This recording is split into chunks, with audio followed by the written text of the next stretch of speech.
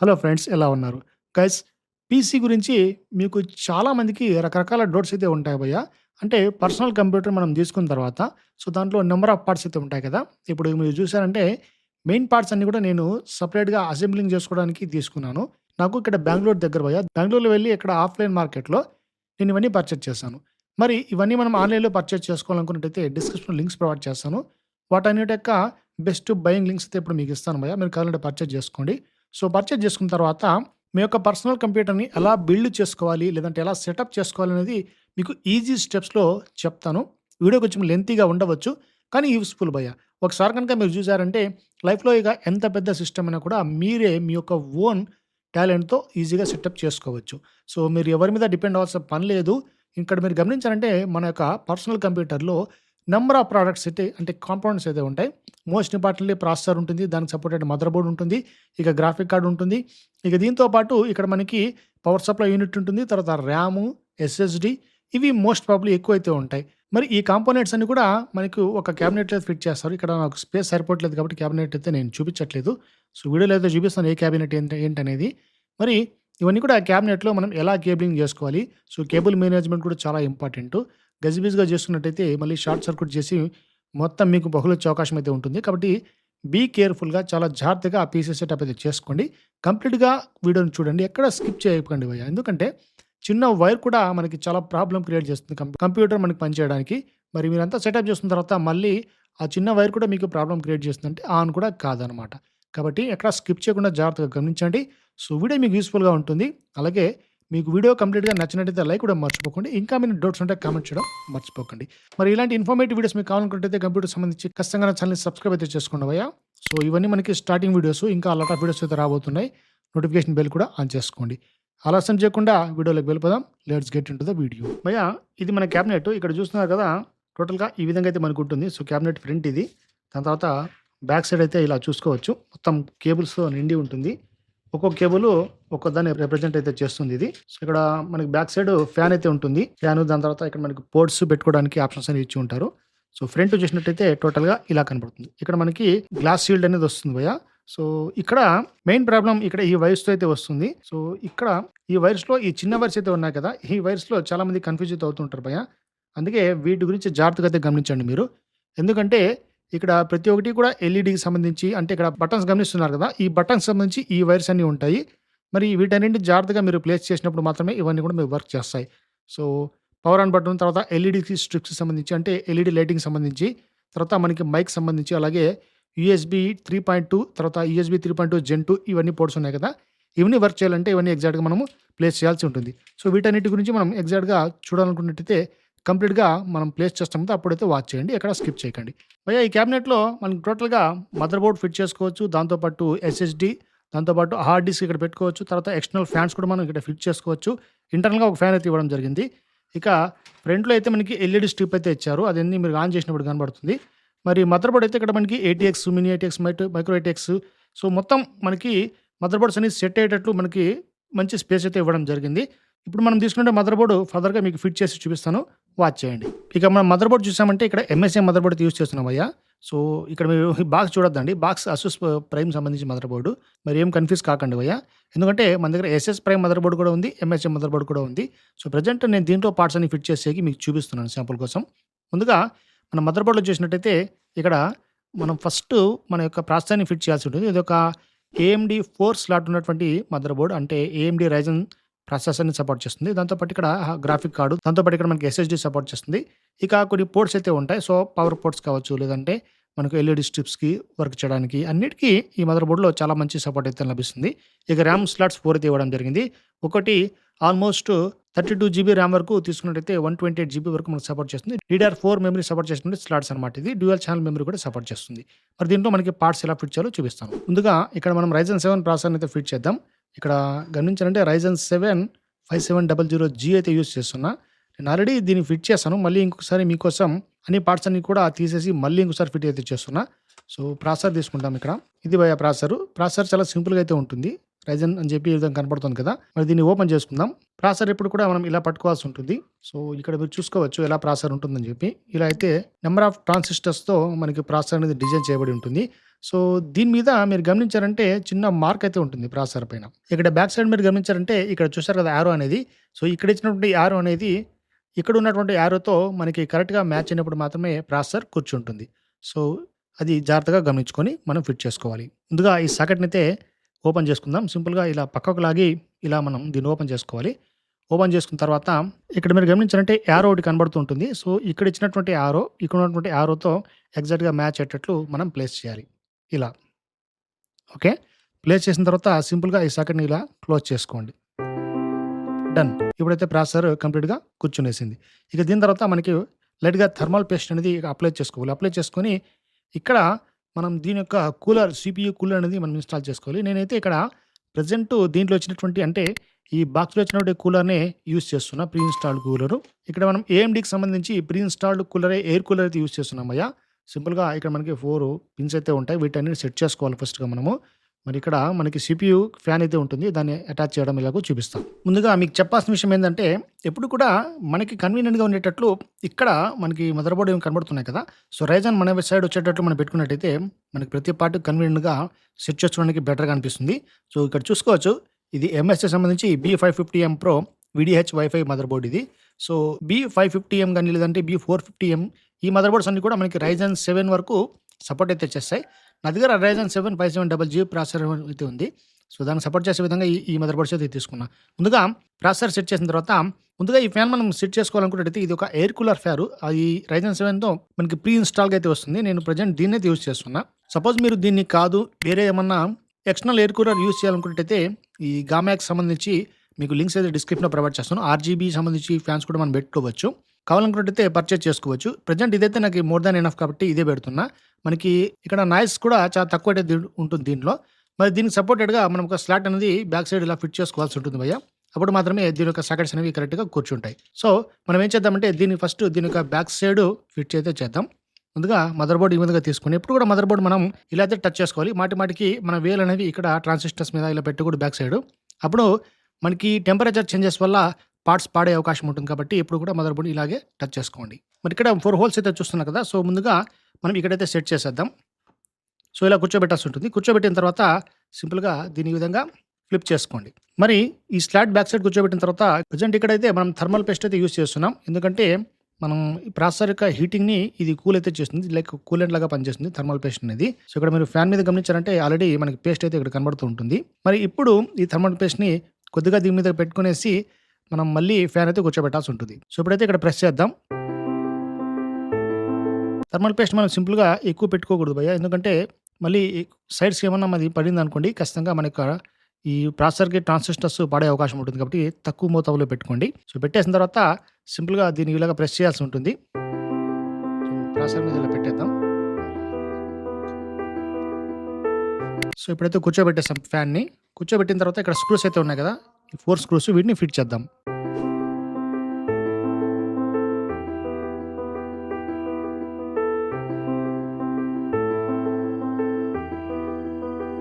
తర్వాత ఇక్కడ మనం కార్సైర్ వెంజన్ సంబంధించి DDR4 ర్యామ్ స్లాట్ అయితే తీసుకున్నాం. సింగిల్ స్టిక్ మెమరీ ఇది. అలాగే ఇక్కడ మనకి 3600 మెగాహెర్ట్జ్ వరకు సపోర్ట్ అయితే చేస్తుంది భయ్యా. నా సిస్టమ్‌కి ఒక 16 జీబీ మోర్ దాన్ ఎనఫ్ కాబట్టి నేనైతే ఇది చూస్ చేసుకున్నా. ర్యామ్ ఓపెన్ చేసుకొని ఇలా అయితే దీన్ని పట్టుకోవాల్సి ఉంటుంది. సో, ఇదొక హీట్ సింక్ మనకి ప్రొవైడ్ చేయడం జరిగింది. సో, ర్యామ్ స్లాట్ ఇలా ఉంటుంది చూసుకోవచ్చు. DDR4 అని ఉంటుంది ఇక్కడ. ఓకే. ఇప్పుడు దీన్ని మనం ఇక్కడ ఇచ్చినటువంటి 4 స్టిక్స్‌లో ఏదో ఒక చోట ప్లేస్ చేసుకోవచ్చు. ఇక్కడ మనకి 4 ర్యామ్ స్లాట్స్ అయితే ఇవ్వడం జరిగింది. సో, ర్యామ్ స్టిక్‌ని దీంట్లో అయితే మనం ఇన్సర్ట్ అయితే చేద్దాం. సో, మీకు నచ్చినటువంటి దాంట్లో ఇన్సర్ట్ అయితే చేసుకోవచ్చు మీరు. సో, డ్యూయల్ ర్యామ్స్ ఏమన్నా మీరు తెచ్చుకున్నారంటే ఒక ర్యామ్ అంటే ఒక స్లాట్ ఇడిచిపెట్టి ఇంకొక స్లాట్‌లో మీరు ఇలా ఫిట్ చేసుకోవాల్సి ఉంటుంది. అప్పుడే డ్యూయల్ స్లాట్ మెమరీ అనేది మీకు సపోర్ట్ చేస్తుంది గైస్. సో, ఇప్పుడైతే నేను ఒకటే యూజ్ చేస్తున్నా కాబట్టి ఏదో ఒక దాంట్లో నేను ప్లేస్ అయితే చేసేస్తా. సో, సెకండ్ స్లాట్‌లో నేను ఇన్సర్ట్ చేయడానికి ట్రై చేస్తాను. ఓపెన్ చేసుకుందాం 2 సైడ్స్‌లో. సో, బోత్ సైడ్ ఓపెన్ చేసిన తర్వాత ఇలా దీనైతే ఇన్సర్ట్ చేసుకోవాలి.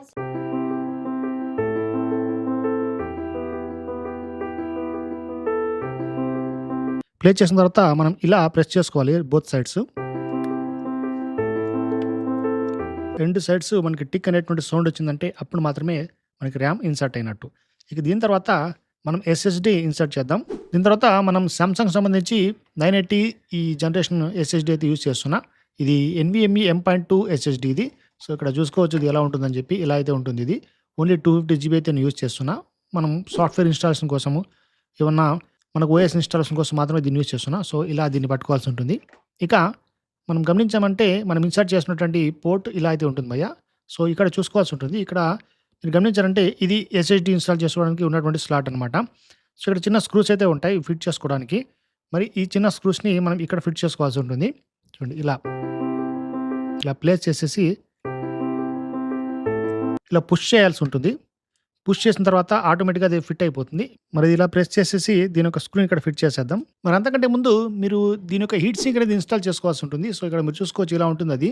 సో, ఇప్పుడు దీని మీద ఇలా పెట్టేసి ఇప్పుడు ఇక్కడ ఇచ్చినటువంటి స్క్రూని మనం ఫిట్ చేసుకోవాల్సి ఉంటుంది. కొన్ని దాంట్లకి ఇలాంటి స్క్రూ అయితే ప్రొవైడ్ చేస్తారు. కొంచెం లావుగా ఉంటుంది చూడడానికి స్క్రూ అనేది.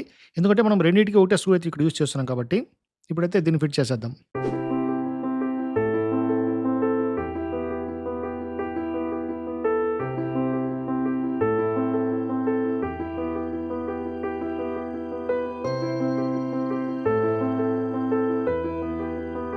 భయ్యా ముందుగా మనం క్యాబినెట్ మొత్తంలో ఫస్ట్ మదర్ బోర్డ్‌ని అయితే సెట్ చేసుకోవాలి.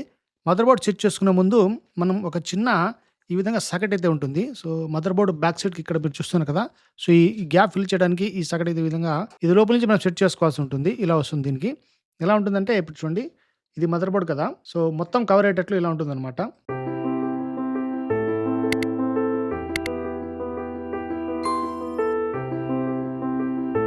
ఇలా పోర్ట్స్ అన్నీ కరెక్ట్‌గా మ్యాచ్ అయ్యేటట్లు మనం ఫస్ట్ దీన్నైతే లోపల సెట్ చేసుకోవాలి. దాని తర్వాత మదర్ బోర్డ్‌ని దీనికి కరెక్ట్‌గా మనం సెట్ చేసుకోవాల్సొస్తుంది. సో, ఎలాగో చూపిస్తాను.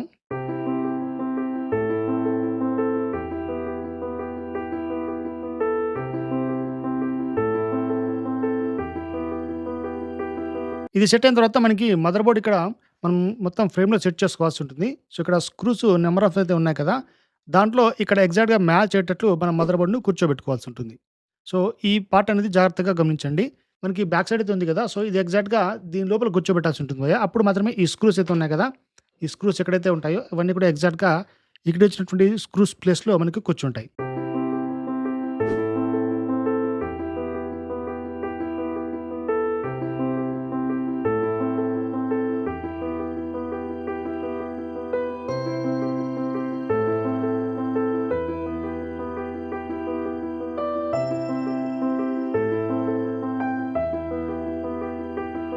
ఈ విధంగా మదర్ బోర్డ్‌ని ఎగ్జాక్ట్ ప్లేస్‌లో సెట్ చేసిన తర్వాత మనం స్క్రూస్ ఇక్కడ ఫిట్ చేయాల్సి ఉంటుంది.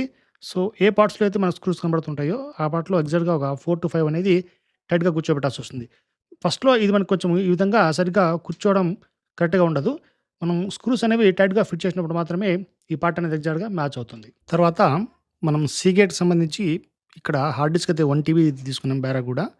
గైస్ ఇక్కడ 7200 ఆర్‌పీఎంతో మనకి ఇది పనిచేస్తుంది. సో, బెటర్‌గానే పెర్ఫార్మ్ చేస్తుంది. మరి దీన్ని ఫిట్ చేయాలంటే ఇక్కడ మనకి హార్డ్ డిస్క్ సంబంధించి ఇక్కడ స్పేస్ అయితే ఇచ్చారు కదా! ఈ స్పేస్‌లో మనం ఫిట్ చేసుకోవాల్సి ఉంటుంది ఇలా అనమాట. ఇలా ఫిట్ చేసుకొని ఇక్కడ 2 స్క్రూస్ అయితే ఉంటాయి. ఆ 2 స్క్రూస్‌ని మనం ఇక్కడ ఫిట్ చేసుకున్న తర్వాత మనకి దీని యొక్క డేటా కేబుల్ ఇలా అటాచ్ చేసుకోవాలి. సో, డేటా కేబుల్స్ ఇలా అయితే కనబడతాయి. బోత్ సైడ్స్ మనకి ఒకే రకమైనటువంటి కేబుల్స్ అనేది ఇలా ఇచ్చి ఉంటారు. సో, ఇక్కడ మీరు టాప్‌లో చూస్తున్నారు కదా! ఇక్కడ 2 రకాలైనటువంటి మనకి పోర్ట్స్ కనబడుతుంటాయి. సో, ఫస్ట్‌లో ఈ విధమైనటువంటి పోర్ట్‌లో దీన్ని ఇలా పెట్టేయండి. ఓకే. సో, సెకండ్ పోర్ట్‌ని ఎక్కడ మనం పెట్టాలంటే ఇక్కడ మీరు కింద చూసుకోవచ్చు. కింద ఇక్కడ గమనిస్తున్నారు కదా! నంబర్ ఆఫ్ పోర్ట్స్ అయితే ఉంటాయి ఇక్కడ. సో, ఈ పోర్ట్స్‌లో ఇది పవర్ కేబుల్ తర్వాత వచ్చి ఇవన్నీ కూడా SATA కేబుల్స్ అనమాట. సో, ఇది SATA కేబుల్‌ని మనం దీంట్లో ఉన్నటువంటి 4 పోర్ట్స్‌లో ఎక్కడో చోట మనం ఫిట్ చేసుకోవచ్చు. సో, నేనైతే ఇప్పుడు ప్రెజెంట్ ఇక్కడ దీన్ని ఫిట్ చేస్తున్నా. ఇప్పుడు సెట్ అయిపోయింది. ఇక వెంటనే ఇక్కడ మనం స్క్రూస్ ఇలా ఫిట్ చేసుకోవడమే భయ్యా. తర్వాత నేను ఇక్కడ పవర్ సప్లై యూనిట్ ఇక్కడ 80+ బ్రాంచ్ గిగాబైట్ అయితే తీసుకున్నా. ఇది P450 వాట్స్ మనకి. సో, ఈ కాంపోనెంట్స్‌కి నాకు 450 వాట్సే మోర్ దాన్ ఎనఫ్ అనిపించింది భయ్యా. అందుకే ఇదైతే తీసుకున్నా. మీరు ఇంకా కావాలనుకుంటే ఒక 550 వాట్స్ అయితే నేను ప్రిఫర్ చేస్తాను. అది తీసుకోవచ్చు. సో, ఓపెన్ చేయగానే ఇక్కడ మనకి ఇలా లాట్ ఆఫ్ కేబుల్స్ అయితే ఉంటాయి మనకి. సో, ఈ కేబుల్స్ అన్నీ కూడా మనకి అన్నీ అయితే యూజ్ అవ్వవు. కొన్ని మాత్రమే వాటిని యూజ్ చేసుకుంటాం. ఇక పవర్ సప్లై యూనిట్ అనేది ఇలా అయితే ఉంటుంది. ఇక్కడ చూడొచ్చు మీరు గిగాబైట్ B450B అని చెప్పి. సో, కేబుల్స్ అన్నీ ఇలా అయితే ఉంటాయి. ఆల్రెడీ ఇన్‌బిల్ట్ అనమాట. బ్యాక్ సైడ్ గమనించారంటే ఇక్కడ మనకి ఆన్ అండ్ ఆఫ్ బటన్ అయితే ఉంటుంది. తర్వాత మనకి కేబుల్ పెట్టడానికి ఇలా సాకెట్ ఉంటుంది. సో, సింపుల్‌గా ఫ్యాన్ అయితే ఇచ్చారు భయ్యా. ఇది కూడా మనకి నాయిస్‌లెస్ ఫ్యాన్ అనమాట. సో, చాలా తక్కువ నాయిస్‌ని ప్రొడ్యూస్ అయితే చేస్తుంది. సో, ఇప్పుడు దీన్ని ఫిట్ చేద్దాం.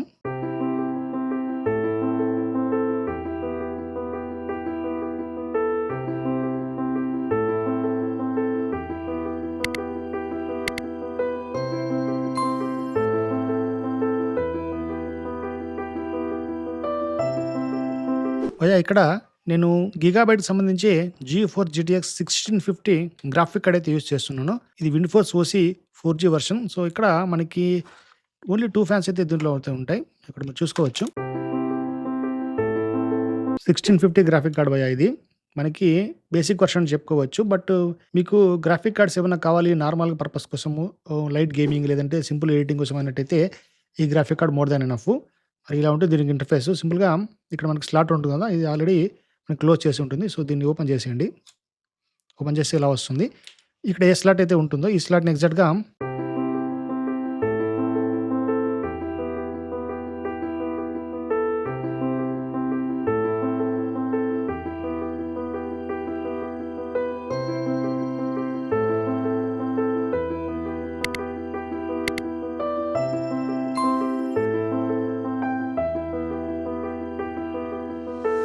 భయ్యా ఇప్పుడు మనకు కావాల్సిన పార్ట్స్ అన్నీ దీంట్లో ఫిట్ చేసాము. సో, ఇప్పుడు మోస్ట్ ప్రాబబ్లీ ఇప్పుడు చేస్తుంది ఏంటంటే ఇక్కడ ఉన్నటువంటి అన్ని కనెక్షన్స్‌ని మనం ఎగ్జాక్ట్‌గా ప్లేస్ చేయాల్సి ఉంటుంది. మరి ఇక్కడ చూసి ఈ కనెక్షన్స్ అన్ని మీరు గాబరా పడవద్దు. సో, ఇక్కడ చూసారు కదా! నంబర్ ఆఫ్ పిన్స్ అయితే ఉన్నాయి. ఈ పిన్స్ అన్ని కూడా మనం ఎగ్జాక్ట్‌గా ప్లేస్ చేయాల్సి ఉంటుంది. సో, ఒక్కొక్క దాన్ని జాగ్రత్తగా చూపిస్తాను. ఎగ్జాక్ట్‌గా మీరైతే ఫాలో చేసుకోండి. ఫస్టు మనకి హార్డ్ డిస్క్ అయితే మనం సింపుల్‌గా ఈ SATA కేబుల్ అయితే ఇన్సర్ట్ చేస్తాం కదా! అలాగే దీనికి పవర్ కేబుల్ కూడా ఇన్సర్ట్ చేయాల్సి ఉంటుంది. సో, పవర్ కేబుల్‌లో మనకు నంబర్ ఆఫ్ కేబుల్స్ అయితే ఉంటాయి. ఇక్కడ మీరు చూసుకోవచ్చు. ఇలా అయితే ఉంటాయి పవర్ కేబుల్స్ అన్నీ కూడా. సో, ఇందులో ఇది మనకి SATA కేబుల్ అనమాట. సో, ఇలాంటి కేబుల్స్ 2 అయితే ఉంటాయి భయ్యా. ఇంకోటి కూడా ఇచ్చి ఉంటారు మనకి. చూడండి ఇలా అయితే ఉంటాయి. సో, 1 తర్వాత 2 తర్వాత 3 4, 5, 6 సో, ఓవరాల్‌గా 6 స్టోరేజ్ డివైస్‌ని కనెక్ట్ చేసుకోవచ్చు. సింపుల్ మనకు ఒకటే ఉంది కాబట్టి ఇప్పుడు సింగిల్ డివైస్‌ని ఇప్పుడైతే కనెక్ట్ చేద్దాం. సో, ఇక్కడ కనబడుతుంది కదా! ఈ విధంగా ఇక్కడ ఉన్నటువంటి ఈ పవర్ కేబుల్‌ని దీంట్లో ఇన్సర్ట్ చేయాల్సి ఉంటుంది. ఈ ప్లగ్‌లో. సో, జాగ్రత్తగా ఇన్సర్ట్ చేసుకోండి. ఇప్పుడు ఇన్సర్షన్ కంప్లీట్ అయిపోయింది. సో, ఇది పక్కన పెట్టేద్దాం. ఫైనల్‌గా దీన్నైతే మళ్ళీ మనం ఫిట్ చేసుకుందాం. ఎందుకంటే ఇప్పుడు మనము కనెక్షన్స్ ఇచ్చేటప్పుడు అడ్డం వస్తుంది కాబట్టి ఫిట్ చేయడం లేదు. దీని తర్వాత మనకి ఫ్యాన్ యొక్క ఈ విధంగా కేబుల్ అయితే ఉంటుంది. సో, CPU మనము ఫ్యాన్ అని చెప్పుకోవచ్చు దీన్ని. దీనైతే ఇక్కడ పోర్ట్స్ చాలా అయితే ఉంటాయి. ఇక్కడ ఒక పోర్ట్ ఉంది. తర్వాత ఇక్కడ ఒక పోర్ట్ ఉంది. మీకు నచ్చిన చోట ఇన్సర్ట్ చేసుకోవచ్చు. సో, మనకి దగ్గర ఏదైతే ఉంటుందో దాన్ని ఇన్సర్ట్ చేద్దాం.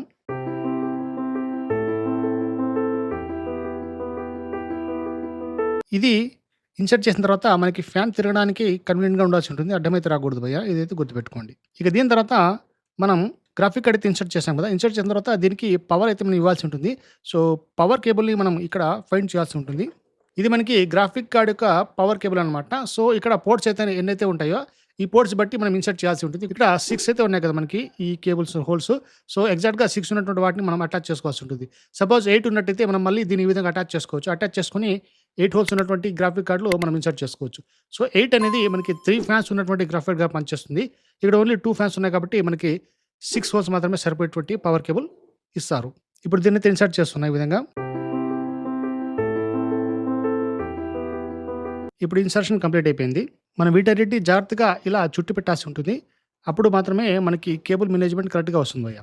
దీన్నైతే ఒక టేప్ తీసుకొని టైట్ చేసుకోండి. బెటర్‌గా ఉంటుంది. ఇక దాని తర్వాత మెయిన్ మదర్ బోర్డ్ ఈ పవర్ కేబుల్ అనమాట. సో, ఇక్కడ చూసినట్టయితే మొత్తం ఇన్ని పిన్స్ అయితే ఉంటాయి. ఇన్ని పిన్స్ ఉన్నటువంటి దీన్ని ఇక్కడ మీరు చూస్తున్నారు కదా! ఈ పోర్ట్‌లో మనం ఇన్సర్ట్ చేయాల్సి ఉంటుంది. సో, జాగ్రత్తగా ఇన్సర్ట్ అయితే చేసుకోండి.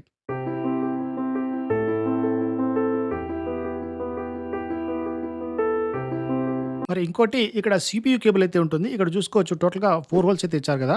సో, ఇక్కడ లోపలైతే ఉంటుంది భయ్యా. దీన్ని జాగ్రత్తగా గమనించాల్సి ఉంటుంది. సో, ఇక్కడ మాత్రం అంటే CPUకి దగ్గరగా ఈ ఫ్యాన్ ఉంది కదా! సో, ఈ ఫ్యాన్‌కి ఇటు సైడ్ అయితే మనకి దగ్గరగా అయితే ఉంటుందది. దానికి కరెక్ట్‌గా ఎగ్జాక్ట్‌గా మనం ఇన్సర్ట్ చేయాలి.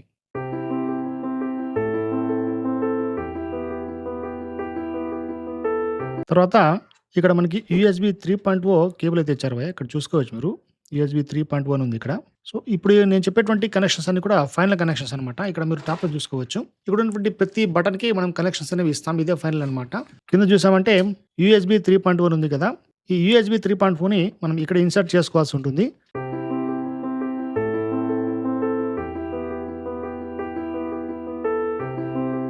ఇక్కడ ఈ కనెక్షన్ అయిపోయిన తర్వాత మళ్ళీ మనకి హెచ్‌డి ఆడియో అనేది ఉంటుంది ఇక్కడ. సో, ఇక్కడ చూసుకోవచ్చు హెచ్‌డి ఆడియో అని చెప్పి. హెచ్‌డి ఆడియో అని ఉంది కదా! సో, చివర్లో ఉంటుంది భయ్యా ఈ కనెక్షన్. సో, దాంట్లో ఇన్సర్ట్ చేసుకోవాల్సి ఉంటుంది. ఇప్పుడైతే దాన్ని ఇన్సర్ట్ చేసేద్దాం. అదయిపోయిన తర్వాత ఫైనల్‌గా మనకి ఈ 4 కనెక్షన్స్ అయితే మనం సెట్ చేసుకోవాల్సి ఉంటుంది. పవర్ ఎస్‌డబ్ల్యూ, తర్వాత HDD LED, power ED minus, power ED plus. So, ఈ 4 కనెక్షన్స్ ఒకటే చోట మనం ఇవ్వాల్సి ఉంటుంది. ఇక్కడ చూసుకుంటే మనకి పవర్‌కి సంబంధించి మనం ఏమైతే చెప్పామో power SW, HDD, LED, so, ఇవన్నీ కూడా ఎగ్జాక్ట్‌గా మనకి ప్యాటర్న్‌లో అయితే ఇచ్చుంటారు. అదే ప్యాటర్న్‌లో మనం ఈ 4 పోర్ట్స్‌లో సెట్ చేసుకోవాల్సి ఉంటుంది. ఇక ఫైనల్‌గా మనకి ఇక్కడ ఫ్రంట్‌లో ఫ్యాన్ అయితే ఉంది కదా! సో, ఫ్యాన్ సంబంధించి మనకి ఇక్కడ ఒక పవర్ కేబుల్ అయితే ఇవ్వడం జరిగింది. సో, దీనికి మనం పవర్ అటాచ్ చేయాల్సి ఉంటుంది. ఇక ముందర మనకు ఎల్ఈడి స్ట్రిప్ అయితే ఉంది కదా! సో, దీనికి కూడా మనం పవర్ ఇవ్వాల్సి ఉంటుంది. సో, ఈ రెండిటిని మనం అటాచ్ చేసుకోవాల్సి ఉంటుంది. సో, దీనికోసం మనకు ఆల్రెడీ పవర్ సప్లై యూనిట్ నుంచి సెపరేట్‌గా డెడికేటెడ్‌గా ఈ విధంగా మనకి సెపరేట్ కేబుల్ అయితే ఇవ్వడం జరిగింది. సో, దీంట్లో ఉన్నటువంటి స్లాట్స్‌ని దీంట్లో మనము క్లియర్‌గా అటాచ్ చేసుకోవాలి. సో, ఇలా కరెక్ట్‌గా మనకి సూట్ అయ్యే విధంగా ప్రెస్ చేసుకోవాల్సి ఉంటుంది. ఒకటే కేబుల్‌కి మనం 2 కూడా ఇచ్చుకోవచ్చు భయ్యా. సో, ఎగ్జాక్ట్‌గా ఇచ్చేద్దాం.